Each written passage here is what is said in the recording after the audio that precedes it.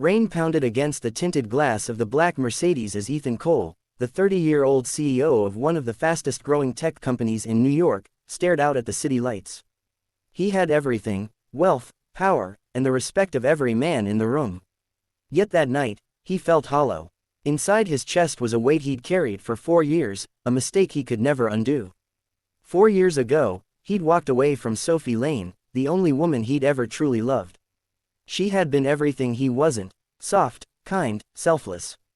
They met in college when Ethan was still struggling, a man with ambition but no money. She believed in him when no one else did, even working double shifts as a nurse to support his dream of building his company. But when success came, so did arrogance. Ethan changed. The kind man she once knew turned into a machine obsessed with numbers, deals, and status. Then one night, Sophie told him she was pregnant. He froze. Instead of joy, fear consumed him: fear of commitment, fear of losing focus, fear of everything he couldn't control. He convinced himself it was the right decision when he told her. I'm not ready to be a father.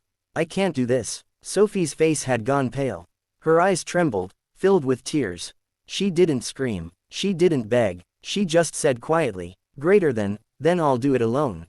And she did. Ethan never saw her again. 4 years later, his life looked perfect on paper: Forbes covers, million-dollar deals, penthouse view of Manhattan. But deep inside, loneliness echoed through every corner of his success. He'd broken something that no amount of money could fix.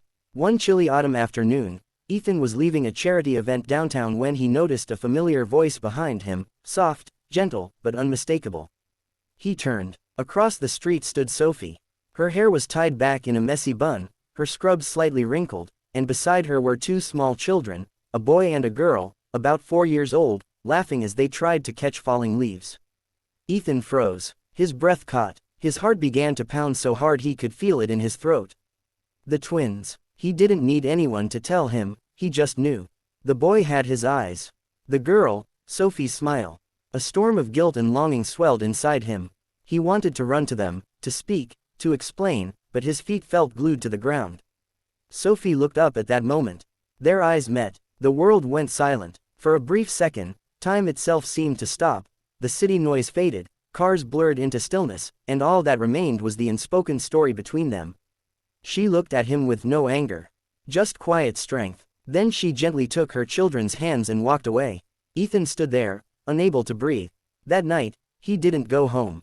He drove for hours, through the streets of New York, past the bridge where they used to sit and dream when they had nothing. And for the first time in years, he broke down completely. He wept like the man he used to be, before pride, before fear, before he became a stranger to himself. The next morning, he made a decision. Ethan began to follow Sophie's life from afar, not in a creepy way, but quietly, respectfully. He learned she worked at a small community clinic, often volunteering her weekends to help underprivileged families. She raised her twins, Emma and Noah, with love and strength, never once asking for help. Ethan wanted to reach out. But what could he say? I'm sorry. Those 2 words couldn't fix 4 years of silence. Instead, he found another way.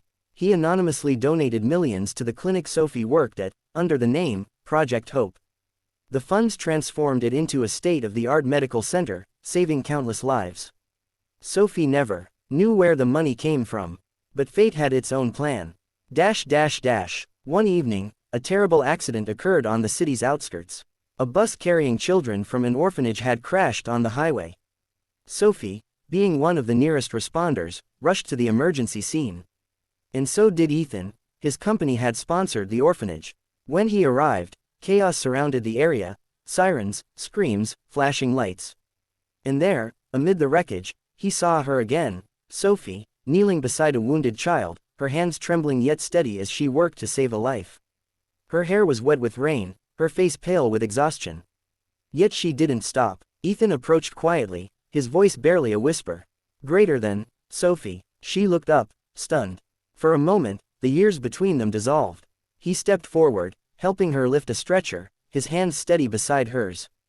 They didn't speak much, just worked together, saving lives until the last child was safe. When it was all over, she turned to leave. Ethan finally said, "I've missed you every single day."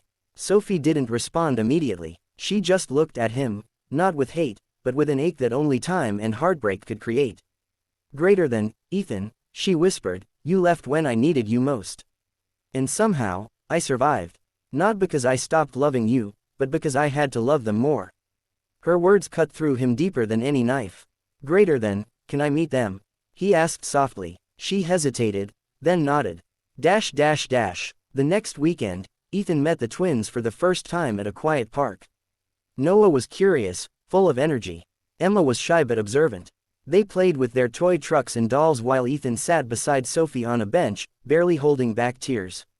When Noah tripped and scraped his knee, Ethan instinctively rushed forward, kneeling beside him.